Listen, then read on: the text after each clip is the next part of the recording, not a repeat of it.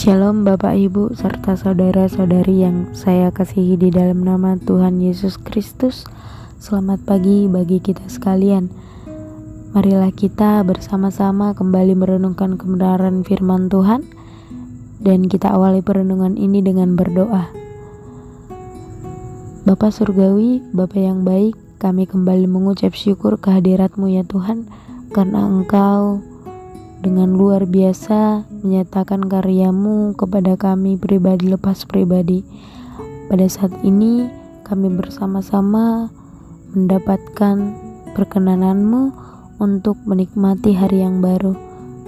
Bahkan Tuhan memperkenankan kami untuk bersama-sama bisa mendengarkan, merenungkan apa yang menjadi isi hati-Mu.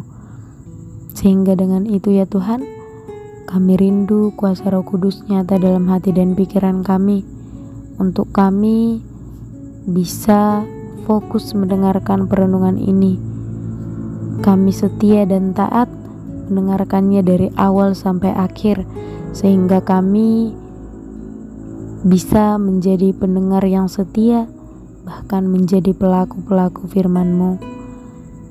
Tuhan yang baik, pada saat ini karena kami telah rindu, kami telah haus mendengarkan Engkau bersabda bagi kami. Inilah kami Tuhan, kami serahkan waktu ini ke dalam tangan pengasihan-Mu.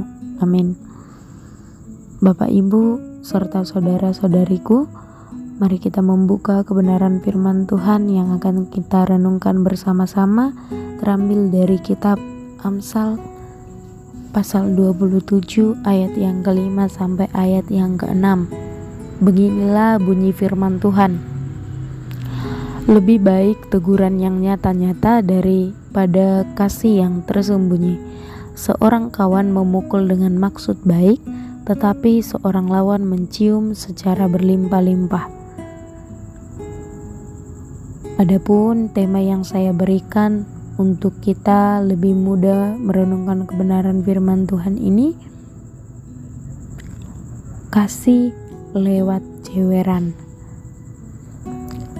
Adapun konteks dari Amsal yang telah kita baca bersama-sama di pasal 27 ayat yang ke-5 sampai ayat yang ke-6 adalah berbicara mengenai pernyataan ataupun ekspresi kasih.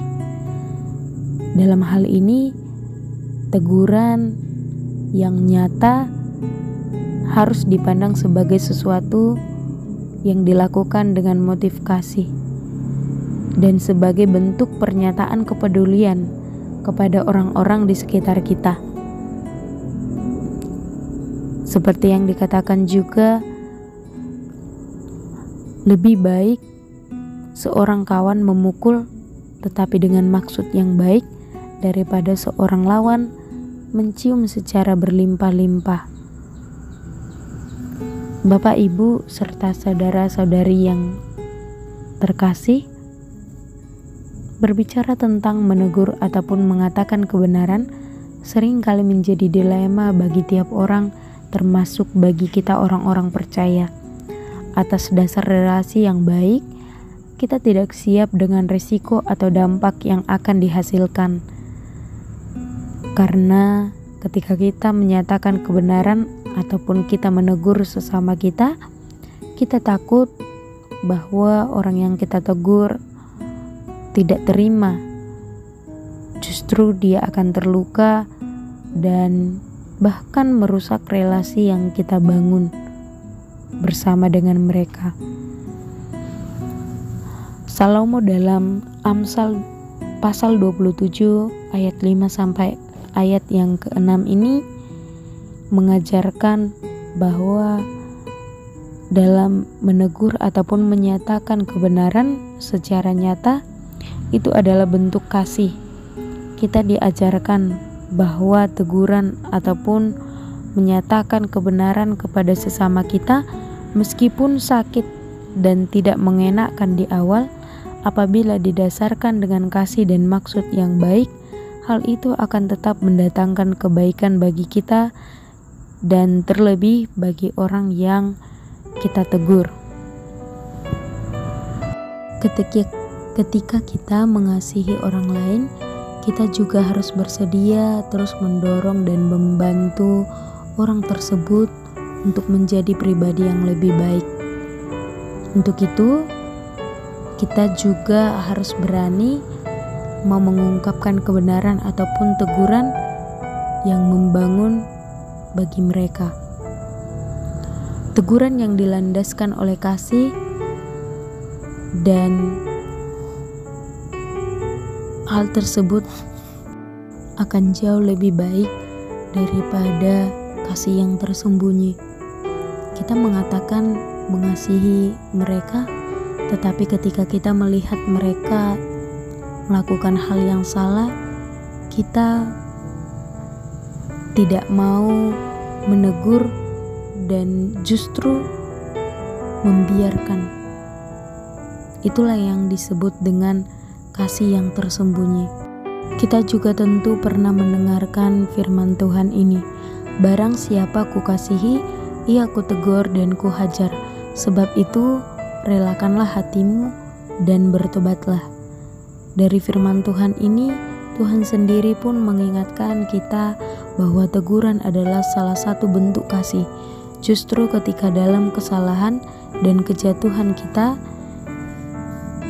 tidak ditegur ataupun kita tidak menegur, itu adalah tanda bahwa kita tidak peduli ataupun tidak dipedulikan. Pukulan dengan maksud yang baik akan membangun, sedangkan pujian yang palsu akan menjatuhkan. Masalahnya, kita sering lebih memilih untuk dihancurkan oleh pujian daripada diselamatkan oleh teguran, karena kebenaran itu memang menyakitkan. Teguran seringkali melukai ego kita, membuat kita tidak nyaman dan menuntut kita untuk berubah. Tetapi, kawan yang baik tidak bermaksud untuk menyakiti kita. Sebaliknya, karena sangat mengasihi kita, mereka tidak tega untuk mendustai kita. Untuk itu, marilah kita bersama-sama menjadi kawan ataupun sahabat-sahabat yang baik. Terus melakukan teguran yang nyata-nyata, mau berkata tidak untuk hal-hal yang tidak baik, dan mengatakan ya ataupun boleh kepada hal-hal yang sesuai dengan kebenaran firman Tuhan. Jadi sesuai dengan tema kita pada pagi hari ini, kasih lewat jeweran. Jeweran bukanlah hal yang enak. Ketika kita dijewer, kita akan merasa kesakitan. Tetapi jikalau jeweran itu membuat kita jauh lebih baik dan bermaksud baik, membuat kita semakin berprogres, itu adalah hal yang patut untuk kita syukuri. Amin. Kita kembali berdoa. Bapa, kami berterima kasih atas kebenaran firman-Mu. Biarlah kiranya hati kami yang tadi keras sekarang dilembutkan oleh kebenaran firman-Mu lewat pemahaman yang diberikan Roh Kudus. Biarlah kami siap sedia untuk menegur, menyatakan kebenaran, dan sebaliknya kami juga siap ditegur dan mau menerima kebenaran.